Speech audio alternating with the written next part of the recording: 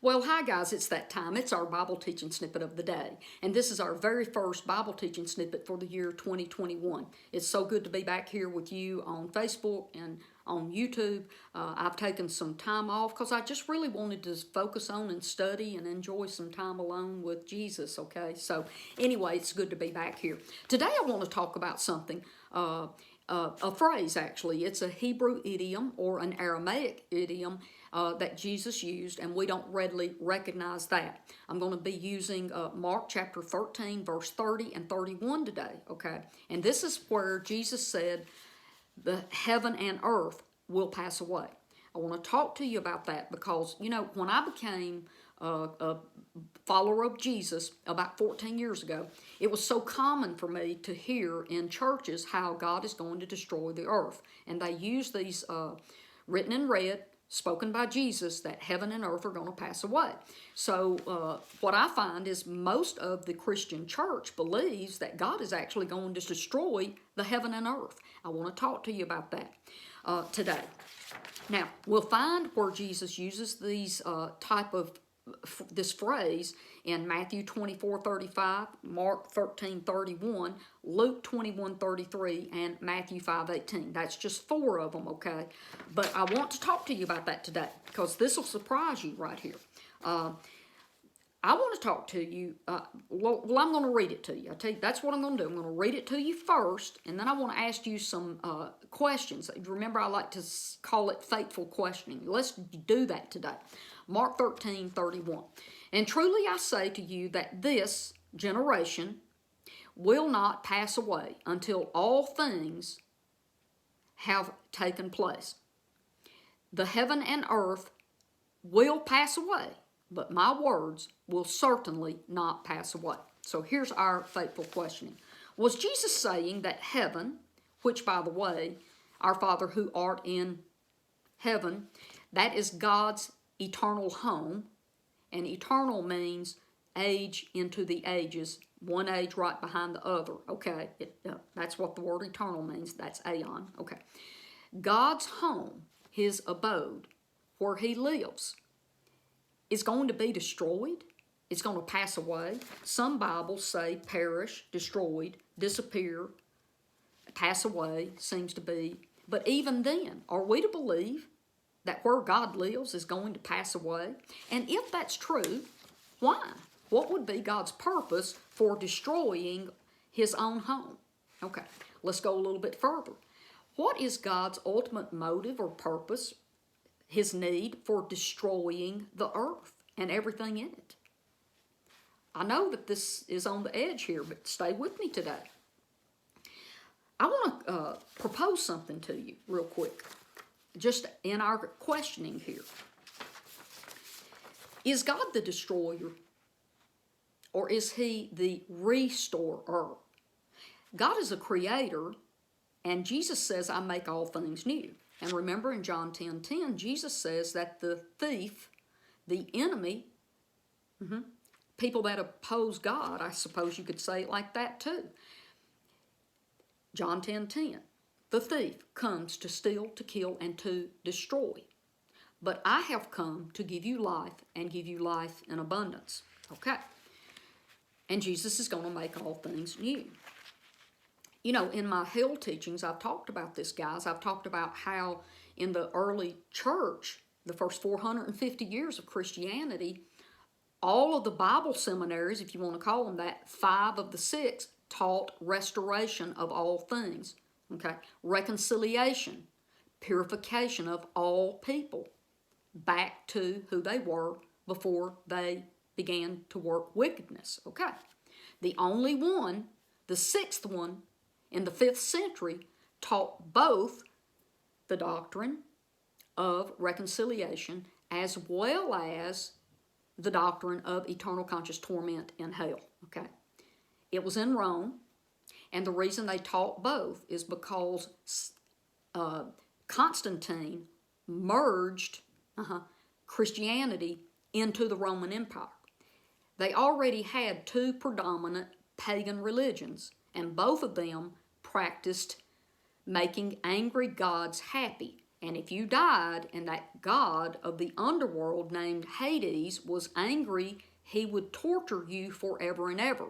Over time, the name Hades, I guess, became Jesus and God the Father, because now in our day, we believe that God is going to throw people in hell and torture them forever and ever because they choose to go there. So in the 5th century, because that was such a predominant belief system in the Roman Empire, they put that into their doctrines of what was then called the Western Church, which would later become known as the Roman Catholic Church.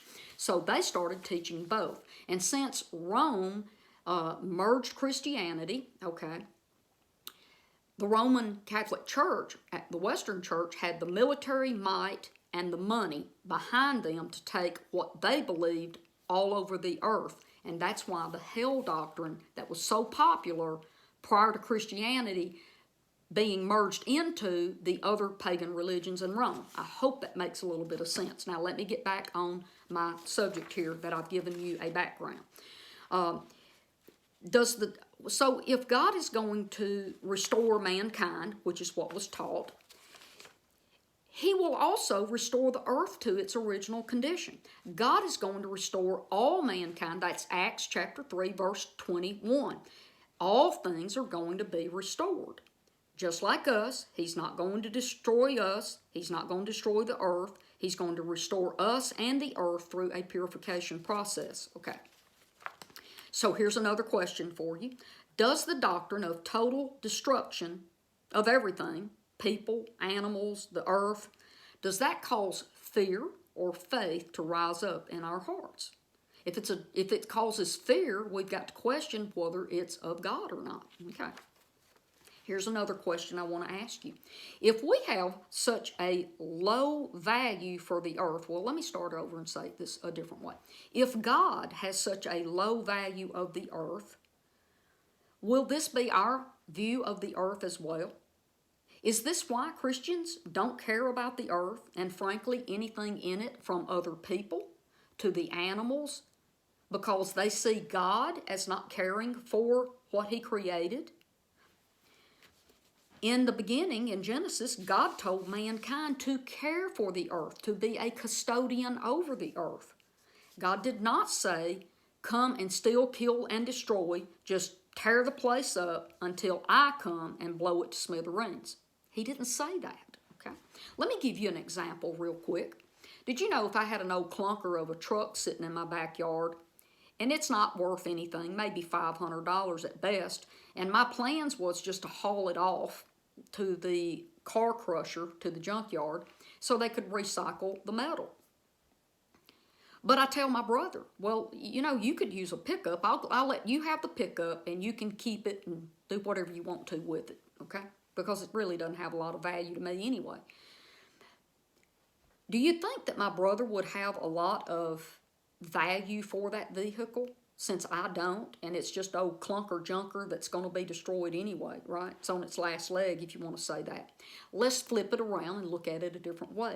What if I bought my brother a $120,000 loaded, top-of-the-line red Corvette, and I handed him the key, and I said, here, this is my gift for you, and I want you to take care of this? Do you think that he would take better care of that Corvette, park it in his garage, wash it, you know, not let people run over it and ding it with their doors parking beside them? No, he would take really, really good care of it.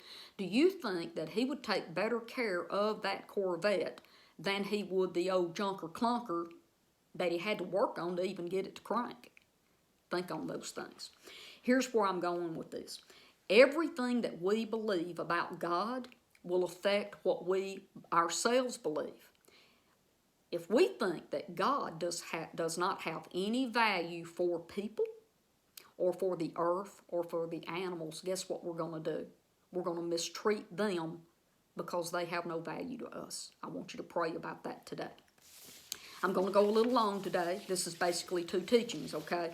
But I'm going to throw this in today. I want to talk to you a little more about this verse that we're talking about today in Mark let me get over to it, Mark chapter 13, verse 30 and 31.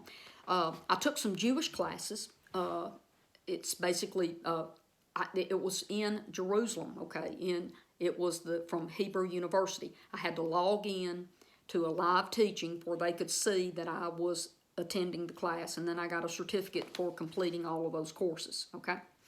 I learned that the idiom, the Hebrew idiom or that phrase, heaven and earth, actually meant the temple, heaven. See, the word heaven is where God dwells. And the Jewish people in Jesus' day believed that God dwelled in the temple among the people, right?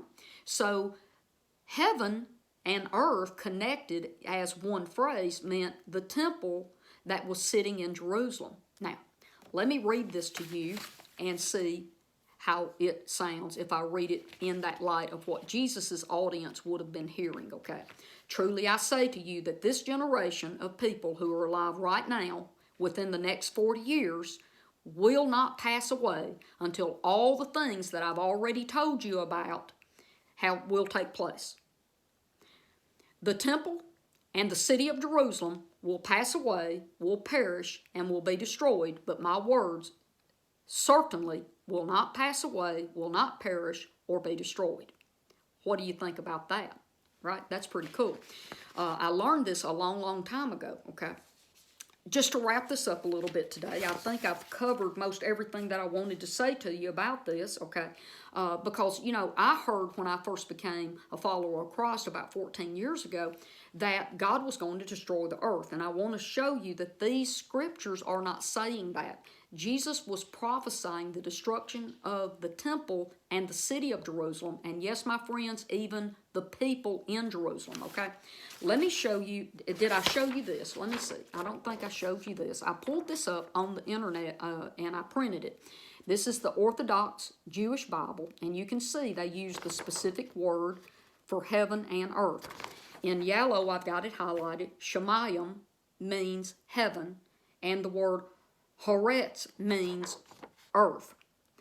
And individually, separately, that word Shemayim means heaven where God lives, right? And the word Haaretz means the earth or the land. Okay, we need to make sure we understand that doesn't mean the entire earth. That means a specific piece of land or a specific people. So, but when we put them together, what they heard was the temple where God abides and the city of Jerusalem and the people therein will be destroyed. They are going to pass away within this generation is what they were hearing. Okay. To wrap this video up, I'm going to show you an article real quick because I'm not the only one that knows this, guys, okay? Here's this. This is his article. It's called, and it's by a guy named Paul Penley. And he says here, this is the title. It's an eye-catcher. When heaven and earth passed away, everything changed. And did you know heaven and earth in the Jewish idea and mindset did pass away? I want to read just something to you real quick, and then I'll wrap this up. This is in his article, okay? And it says, Jesus' prophecy of the temple being destroyed. The temple's destruction. Here we go. Jesus knew that Jerusalem and her temple were about to be destroyed, and he gave it great significance in his teachings. Now, get this. In the Torah, the entire Torah would be set aside once the temple was crumbled. Okay, so Jesus talked about that Jerusalem and the temple were about to be destroyed within that generation. And then, this is one of the other verses I mentioned as I started today, Matthew 5:18. Remember, we have Matthew 24:35, Mark 13:31, Luke 21:33, and Matthew 5:18. All four of these scriptures is where Jesus is prophesying, telling about events that's fixing to happen, and it's going to happen within this generation of people within 40 years. Okay, here's Matthew 5:18 about the entire Torah or the entire law would be set aside once the temple was destroyed. Here we go. And this is in red also. For truly I say to you, until heaven and earth pass away, I'm going to start reading that different. For truly I tell you, until the temple and the city of Jerusalem pass away and are destroyed, not one iota or one stroke will by any means pass away from the law / the Torah until all of these things have taken place. Okay, I'm going to call this a wrap up today. I could talk to you a lot more. There's a lot more to this, and I can surely do a second teaching snippet on it if you want me to. But I wanted to share that with you because I want you to think about, am I not loving the earth, taking care of the earth, and being a good custodian over the earth, because I don't think God has much of a value for the earth, so why should I? Okay? I love you, and I'll see you here tomorrow. Bye-bye.